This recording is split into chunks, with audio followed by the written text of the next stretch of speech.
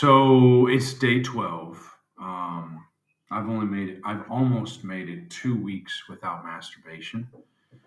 Last night I did not have any wet dreams or imminent nocturnal emissions. Nothing like that. No sex dreams, nothing.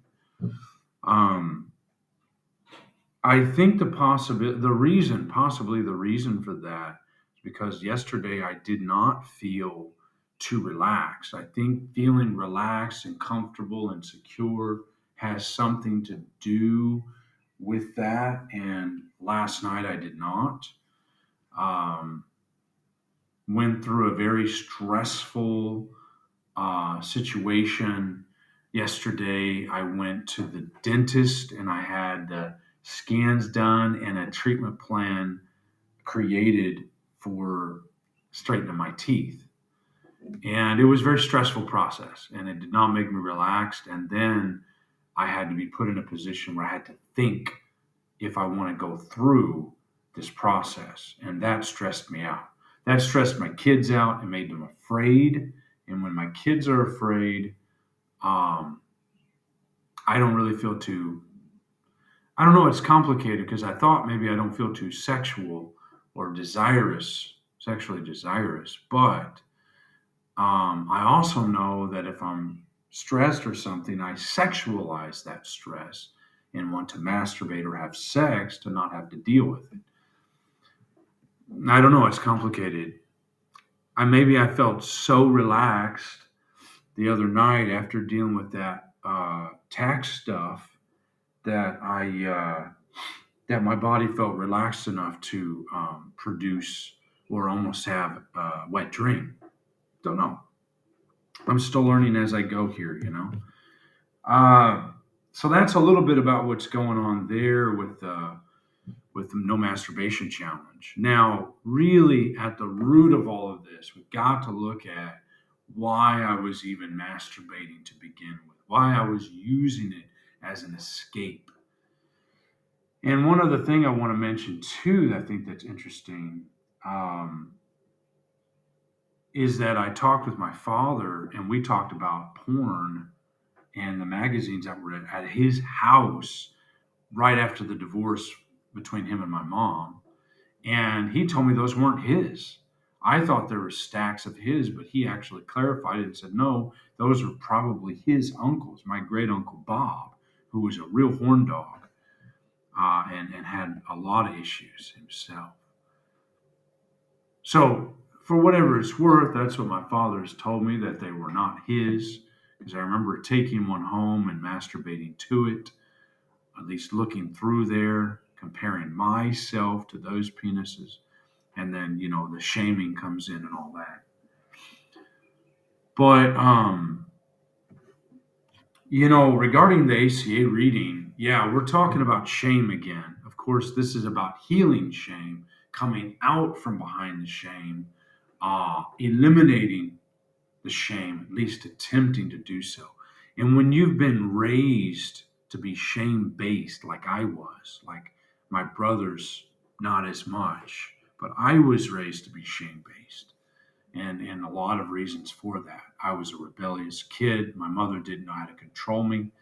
And the only thing she could do that she found worked was to shame me, punish, shame, psychological warfare, beat the confidence down, and just destroy that part of self which works. Um, to control someone and to keep them down. That does work. So I'm just looking at coming out from this and being able to be open and honest with myself is most important. And what I'm trying to do is shake off the family role that I've been in for decades.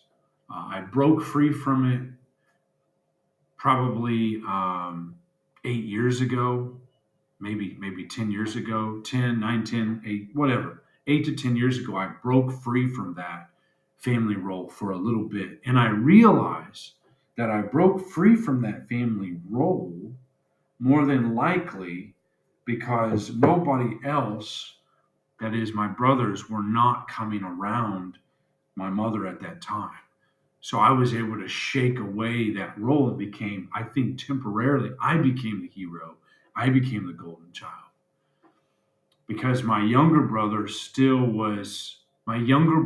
still going no contact, was still uh, not communicating with my mom. I remember that. And she had to reach out to get that relationship back with um, with her sons who were really not talking to her. I was the only one who was. And so I'm just thinking to myself, you know, how can I keep that role shaken off? Because I don't want to go back into that role. And that will occur if I go back into that environment. I'll be put back in that role. I cannot afford to do so. Those are just things I'm just thinking of, that's coming to mind during this recovery process. So anyway, I've got to decide on my teeth today. It's an expensive process straightening these teeth out. Something that should have been done when I was 17, but I was allowed to make a decision that was wrong for me, I guess around 15, 17, somewhere around there. And I said, no, I don't want to do it. And mom said, okay, fine. That's your choice. You have to deal with consequences. Already trying to be an adult, but I was nowhere near that. So that was a wrong choice. Now I'm having to deal with it. It's going to cost me a little over $3,000. I guess it's not the end of the world, but still pain in the ass. I don't know what else to say right now. I'm just trying to keep these videos going. I have not been wanting to do these videos because I don't know if it's helping. It's helping a few people, but I still feel scatterbrained. And I'm trying to repair something back home that doesn't seem to want to be fixed. I am speaking my truth, though. That's a good thing. And I'm struggling with the fact that nobody in the family has any connection with really anybody else except maybe my mom. As long as my mom's got connection with everybody, everything's okay for her. But even though I want a relationship with my brothers, she's not helping me to build that relationship with them.